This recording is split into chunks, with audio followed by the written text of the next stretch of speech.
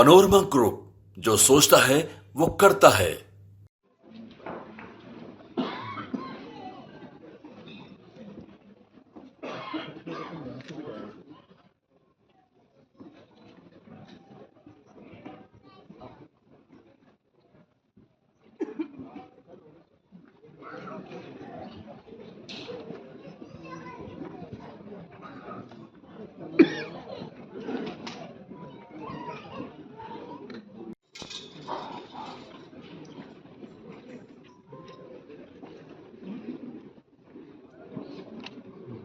उसमें उमेश उपाध्याय सदा प्रथम तृतीय के स्थान पर उनका मत सुनता।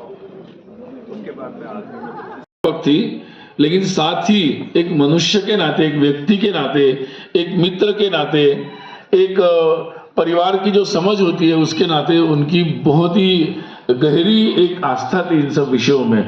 और इसीलिए कोई भी विषय हो, चाहे वो एम्प्लॉय का विषय हो, चाहे वो कार्यकर्ता का विषय हो, चाहे वो किसी मित्र का विषय हो, दूर दूर तक उनके मन में एक आत्मीय और प्रेम का भाव लगातार आता था।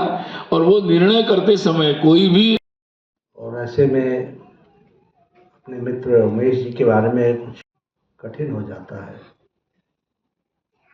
और ऐसी ही अवस्था मेरी भी है कि उमेश उपाध्याय जी से मेरा संपर्क सबसे पहले 1974 में हुआ। उस समय एक वाद विवाद प्रतियोगिता हुई थी जो श्रीनगर में थी, और मैं आर के पुरम सेक्टर 3 के स्कूल से उसमें भाग लेने गया था। हमारी ये मित्रता 14-15 साल की उम्र थी हम लोगों की। उसके बाद हम दोनों ने आत्माराम सनातन धर्म कॉलेज में एडमिशन लिया। वो मेरे से एक क्लास जूनियर थे। वहाँ पर उन्होंने जिस भी प्रतियोगिता में दिल्ली विश्वविद्यालय में भाग लिया, सदा उन्हें कोई ना कोई स्थान प्राप्त हुआ।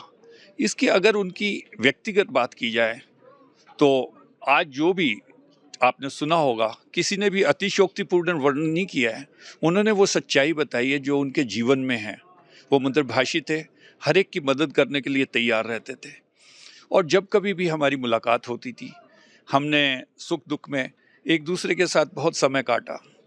आज हमारे बीच में वो हमारा मित्र नहीं है जिन्होंने हैं भावुक होना एक, क्योंकि जिस दिन उनका ये आकस्मिक चीज़ हुई, उनका दाह संस्कार था, मैं उधर भी उपस्थित था। मेरे दोनों नीज रिप्लेस होने पर मैं अपने आप को रोक नहीं पाया कि आके अपने मित्र को औरों के साथ जो है उनकी यादों को साझा कर सकूं। उन्होंने बच्चों की मदद करने के लिए वो तैयार रहते थे। मैं अलुमनाई एसोसिएशन का वाइस प्रेसिडेंट हूँ। हमारे जो प्रिंसिपल हैं डॉक्टर ज्ञानतोष झा, 9 तारीख को कॉलेज में उनकी बुक का विमोचन था, परंतु उस विमोचन को हमने प्रार्थना सभा में बदली कर दिया।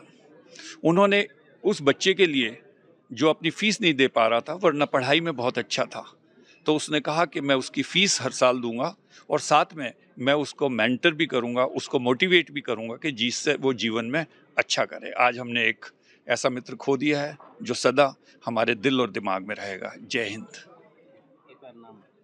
मैं कर्नल रवि टोकस, जो उनसे एक क्लास सीनियर था कॉलेज में, पर मेरी मित्रता उनसे स्कूल के दिनों में हो गई थी। और मैं उनके घर में शायद 77 में रेलवे कॉलोनी में 1/11, मुझे आज भी घर याद है। मैंने उनकी बिटिया की शादी या सीमा भाभी जब रिटायर हुई उसके जन्मदिन की, हर समय हम एक दूसरे के साथ मिलते रहते थे। आज हमने उनको खो दिया है, बस उनकी यादें हमारे साथ हैं। जय हिंद।